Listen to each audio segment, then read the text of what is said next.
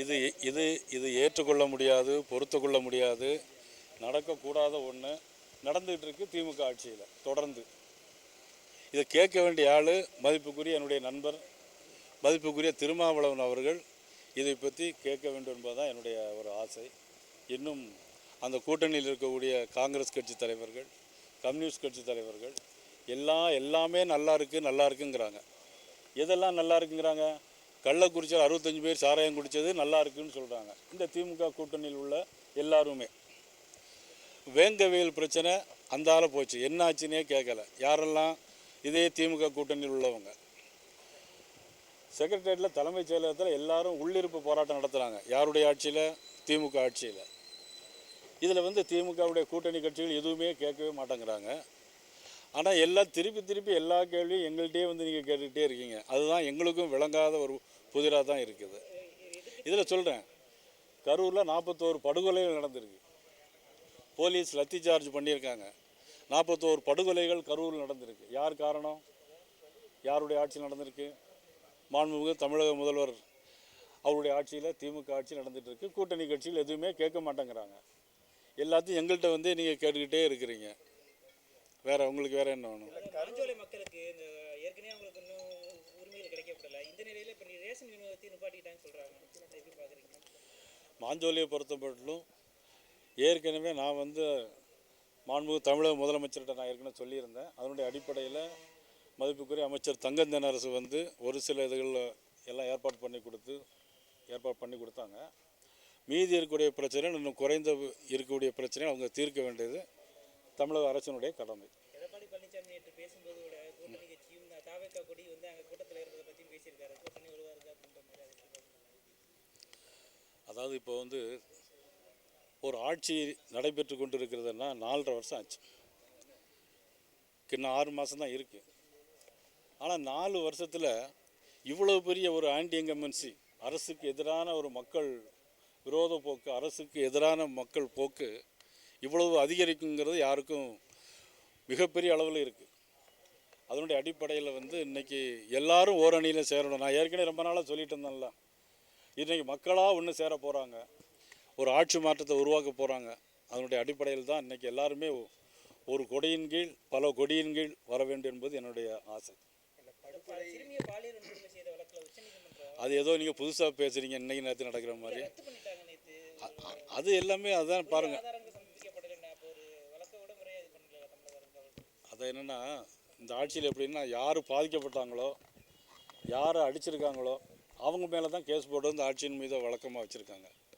ஒரு சிறுமியாக நடந்திருக்கு பாலியல் வன்கொடுமை. எல்லா இடமும் பாலியல் வன்கொடுமையை பொறுத்த மட்டும் சிறுவர்களுக்கு, குழந்தைகளுக்கு எதிராக கிட்டத்தட்ட போக்சோ கேஸை 283% அதிகமாக இருக்குது.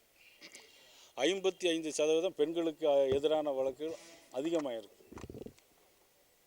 இது இந்த ஆட்சியெலாம் நடக்குது. நீங்கள் முதலமைச்சரை பார்த்து நம்ம டிவி மீடியாக்கள்லாம் கேட்கணும். கேட்டால் கொஞ்சம் நல்லாயிருக்கும். தேர்தல் தேதி பொதுவாக மோடிக்கு முன்னாடியே தெரியுன்ற மாதிரி நேர் சொல்லியிருக்காரு. கலாய்வு நடத்தாமலே வாக்காளர் பட்டியல் சேர்த்து விவரங்கள் தான் பண்ணுவாங்க அவங்க அப்படின்னு. அமைச்சர் சொன்னதுக்கு பதில் சொல்லணும்னா, அதெல்லாம் ஒரு இண்டிபெண்ட் பாடி. தேர்தல் ஆணையம் ஒரு இண்டிபெண்ட் பாடி. அதான் தேதி நிர்ணயம் பண்ணுவாங்க. ஆனால் இன்னொன்று, 4 வருஷம் 5 வருஷம் முடிஞ்சால் அந்த தேதி நிர்ணயம் பண்ணி தானே தீரணும். அதுக்கு என்ன அவர் பிரைம் மினிஸ்டர் என்ன பஞ்சாங்கமாக பார்க்க முடியும்? ஏப்ரல் 10க்குள்ளே தேர்தல் நடத்துங்கிறது தானே நம்மளுடைய விதி, 5 ஆண்டு கால விதிப்படி. இதுக்கு ஒரு கொஸ்டின் கேட்க வேண்டிய அவசியமே இல்லை. விஜய் கரூர் மக்களை சந்திக்கிறது, பாதிக்கப்பட்ட மக்களை சந்திக்கிறது மனு செஞ்சுருக்காங்க. விஜயை பொறுத்த மட்டும் இன்னொரு கேள்வி கூட நீங்கள் கேட்டிருக்கலாம், ஏன் இவ்வளோ நாள் வரை போய் பார்க்கலன்னு கூட கேட்டிருக்கலாம். ஏன் அவர் பார்க்கலன்னா, அவர் போயிருந்தால் அவருடைய உயிருக்கு யார் உத்தரவாதம் கொடுக்க முடியும்? அவரையும் அடித்து கொள்வதற்கு 41 பேரை அடித்து கொண்டாங்க, மிதித்து கொண்டாங்க. அதே மாதிரி அவரையும் யாராவது ஏதாவது பண்ணிடக்கூடாதனால தான் பாதுகாப்பு கேட்டு கொடுத்துருக்காங்க. அரசாங்கம் பாதுகாப்பு கொடுத்து அவர் அந்த மக்களை போய் சந்திக்கணும். இல்லை, நீங்கள் 41 பேர் படுகொலை அப்படின்னு ஒரு விமர்சனம் அல்லது அந்த ஸ்டேட்மெண்ட் முக்கியமானதாக இருக்குது. ஆனால் அதே நேரத்தில் டிடிவி தினகரன் சொல்கிறார், இதுக்கு தமிழக அரசோ அல்லது அங்கே இருக்கக்கூடிய அமைச்சர் செந்தில் பாலாஜோ எந்த பொறுப்பும் எடுக்க முடியாது, விஜய் தான் பார்த்துக்கிடணும் அப்படின்னு சொல்கிறாரு. ஒருவேளை அவங்க 2 பேரும் ஃபோனில் பேசியிருக்காங்களோ என்னவோ எனக்கு தெரியாது. யாரும் நீங்கள் சொன்ன 2 பேரும் அவங்க 2 பேரும் எதுவும் ஃபோனில் பேசி இப்படி சொல்ல வேண்டாம்னு சொன்னாங்களாங்கிறது எனக்கு தெரியாது. அவங்க 2 பேர்த்துக்கும் இல்லை அவங்க என்ன அடிப்படையில் டிடிவி தினகரன் திமுகவோட அப்போ பேசுகிறாரு. இல்லை அதை பற்றி நான் கருத்து சொல்ல முடியாது. மதுரையில் எம்ஜிஆர் சிலையை வந்து சேதப்படுத்தியிருக்காங்க. சேதப்படுத்தி வழக்கு பதிவு பண்ணி கைதாக பண்ணிட்டு இருக்காங்க. புரட்சித் தலைவர் எம்ஜிஆரை பொறுத்த மட்டும் இந்த உலகத்தில் உள்ள எல்லாருக்கும் ஒரு பொதுவான ஒரு தலைவர் புரட்சித் தலைவர் எம்ஜிஆர். அவரையுமே இந்த ஆட்சியில் சேதப்படுத்துகிறாங்கன்னா இந்த ஆட்சி எவ்வளோ மோசமான ஆட்சியாக இருக்கும். இருமல் மருந்து விவகாரத்தில் ரொம்ப நாளுக்கு அப்புறம் 2 பேர் அதிகாரிகளை சஸ்பெண்ட் பண்ணியிருக்காங்க. 20 குழந்தைகள் இறந்துட்டாங்க. தரமாக மூடுறதுக்கு நடவடிக்கை எடுக்கணும் சொல்லியிருக்காங்க அமைச்சர். எப்படி பார்க்குறீங்க? அது ஒழுங்காக சொன்ன மாதிரி நடவடிக்கை எடுத்தால் சந்தோஷம்தான். இல்லை விஜயனுடைய விவகாரத்தில் திரும்பவும் வந்து அவர் போனால் அங்கே உயிருக்கு உத்தரவாதம் இல்லை அப்படின்னு நீங்கள் சொல்லக்கூடிய அந்த கருத்து எந்த வகையில் ஒரு சரியானதாக இருக்குமா, அல்லது வந்து எதனுடைய அடிப்படையில் இப்படிப்பட்ட ஒரு விமர்சனத்தை பகிரங்கமாக? இல்லை ஆல்வின் நல்ல கொஸ்டின் கேட்டிங்க. இப்போ நாங்கள் போகிறோன்னு வச்சுங்க, ஏற்கனவே கூட்டம் வந்துச்சு, அதுலேயே பெரிய தள்ளும் வந்துச்சு. இப்போ மறுபடியும் அவரை பார்க்கும்போது தள்ளுமுள் வரும். இந்த சாக்கு போக்கில் இவரையும் சேர்த்து காலி பண்ணிட்டா என்ன பண்ணுறது? பகிரங்கமாகவே இதில் வந்து மறைமுகமாக சொல்கிறதுக்கு இல்லை. அப்போ திமுக அரசின் மீது தான் இந்த விமர்சனத்தை நயினார் நாகேந்திரன் அவர்கள் முன்வைக்கிறாரா? 100க்கு 200% முழுக்க திமுக அரசாங்கத்தினுடைய பொறுப்பு இது. மக்களை பாதுகாக்க வேண்டும். அந்த அரசு தவறிவிட்டது. அது மக்கள் தகுந்த தேர்தலில் தகுந்த முடிவெடுப்பார்கள். திமுக அரசால் விஜய்க்கும் அப்போ ஆபத்து இருக்குங்க. நிறைய பொதுமக்களுக்கே ஆபத்து இருக்குது, நிறையவே இருக்குது. 12ஆம் தேதி மதுரையிலேருந்து என்னுடைய சுற்றுப்பயணம் ஆரம்பிக்கிறோம்.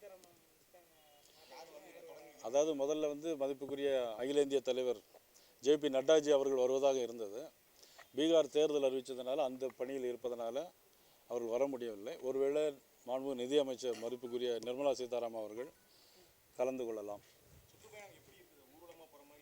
இல்லை அதாவது என்னென்னா வண்டியில் இருந்தால் பிரச்சாரம் பண்ணுறோம். ஏற்கனவே இப்போ இந்த கரூர் சம்பவத்துக்கு பிறகு பல்வேறு விதிகளை விதிச்சிருக்கிறாங்க. அதை நடைமுறைப்படுத்தி அதனுடைய அடிப்படையில் அரசாங்கம் என்ன சொல்கிறதோ, அரசாங்கத்தை விட காவல்துறை என்ன சொல்லுகிறதோ, நீதிமன்றம் என்ன சொல்லியிருக்கிறதோ அதனுடைய அடிப்படையில் பயணம் இருக்குது. இந்த கரூர் சம்பவத்தை கரூர் சம்பவத்தை பயன்படுத்தி விஜயை கூட்டணிக்குள் கொண்டு வருவதற்கு பாஜக நடவடிக்கை அல்லது அதிமுகவும் அதை நோக்கிய நகர்வுல ஈடுபட்டிருக்கிறதா?